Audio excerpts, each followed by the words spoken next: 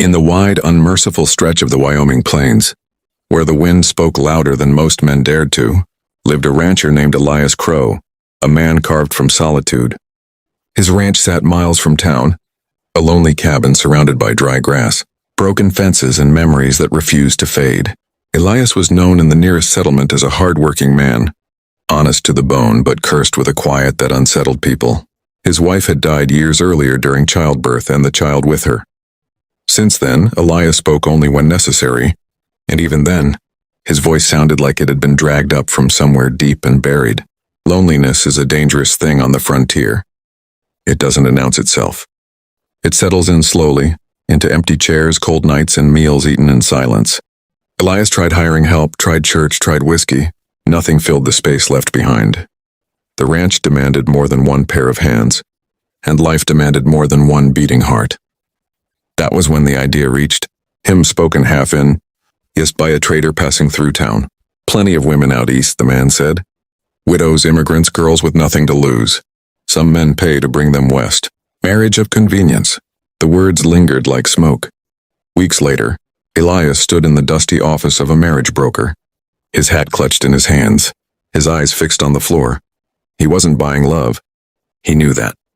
He was buying survival, his ranches, and maybe his own. That's how Clara Whitmore arrived on a rattling stagecoach one blazing afternoon. She wasn't what Elias expected. She stood tall, eyes sharp and unafraid, her dress simple but clean, her posture unbroken by the long journey west. She looked at the land the way a soldier looks at a battlefield, measuring, calculating, refusing to be intimidated. They barely spoke at first, two strangers bound by desperation. That night, inside the dim, lantern-lit cabin, Clara finally spoke. "I will be your wife," she said calmly. "I will cook, tend the house, and stand beside you in public. But there is one condition." Elias lifted his eyes. "I am not property," she continued. "I will have a room of my own. I will choose when and if I share your bed. And one day when I ask, you will help me find the truth about what happened to my brother." The wind rattled the windows. Elias could have refused. Many men would have. Instead, after a long silence, he nodded. Deal.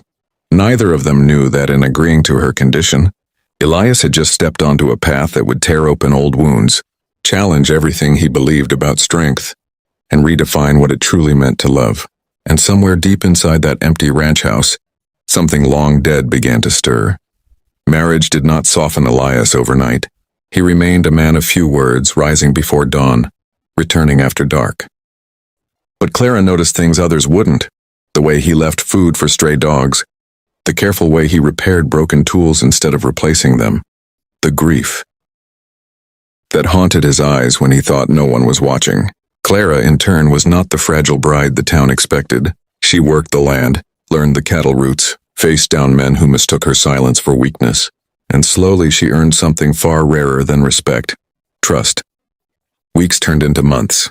One cold evening, Clara finally spoke of her brother. "He came west looking for land," she said. Then the letter stopped. The last one mentioned a ranch near the Black Ridge. Elias stiffened. Black Ridge was outlaw territory. Men disappeared there. Graves were unmarked. Without hesitation, Elias saddled his horse. They rode together into danger, not as husband and wife, but as allies bound by honor. What they found shattered them both. The ranch at Black Ridge was abandoned, burned to the ground. Beneath the ashes lay the truth.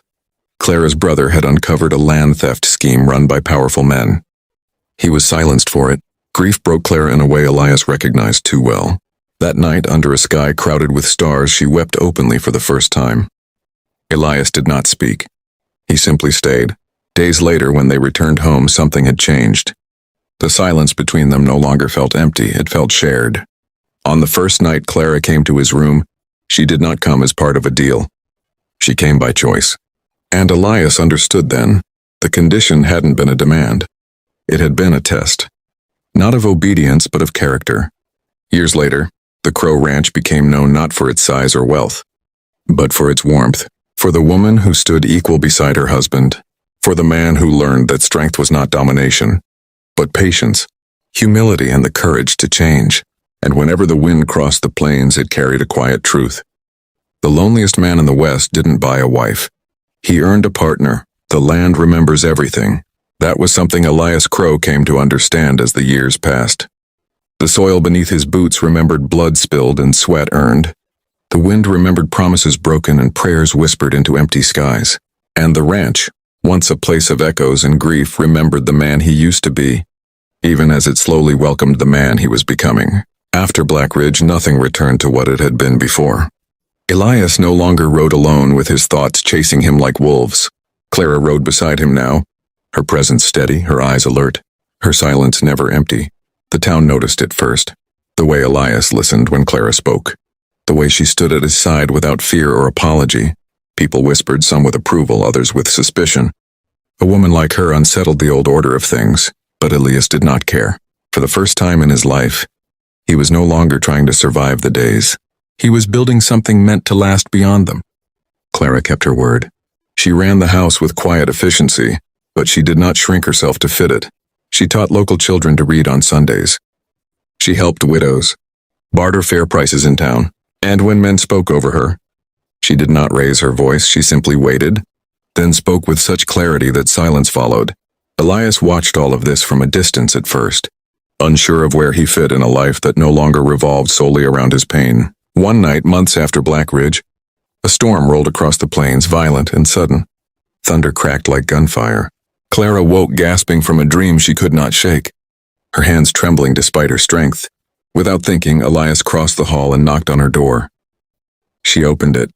No words were spoken. None were needed. They sat together by the fire until dawn, sharing memories neither had ever dared to voice. Elias spoke of his first wife, the way she laughed, the way he blamed himself for surviving when she did not. Clara spoke of her brother, not just his death, but the boy he had been, and the life stolen from him. That night, Elias finally understood something that changed him forever. Love was not possession. It was presence. From then on, he stopped holding back. He let himself be seen, not as a hardened rancher, but as a man still learning how to live again.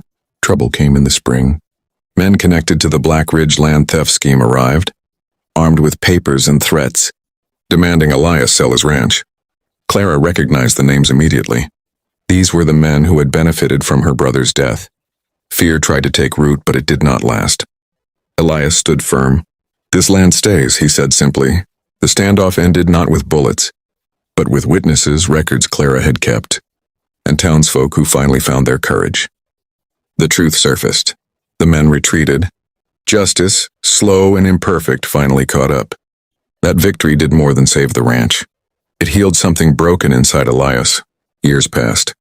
Children came, first one, then another. Laughter filled the cabin where silence once ruled. Elias became known not as the lonely man on the edge of town, but as someone others turned to for fairness, for help, for quiet wisdom. Sometimes late in the evening, Elias would sit on the porch with Clara, watching the sun sink into the land that had once felt like a prison. "I didn't buy a wife," he said once, his voice steady. Clara smiled softly. "No," she replied. "You chose to change." And that made all the difference. The wind still crossed the plains. The land still remembered. But now it remembered a man who learned that love was not a transaction but a transformation.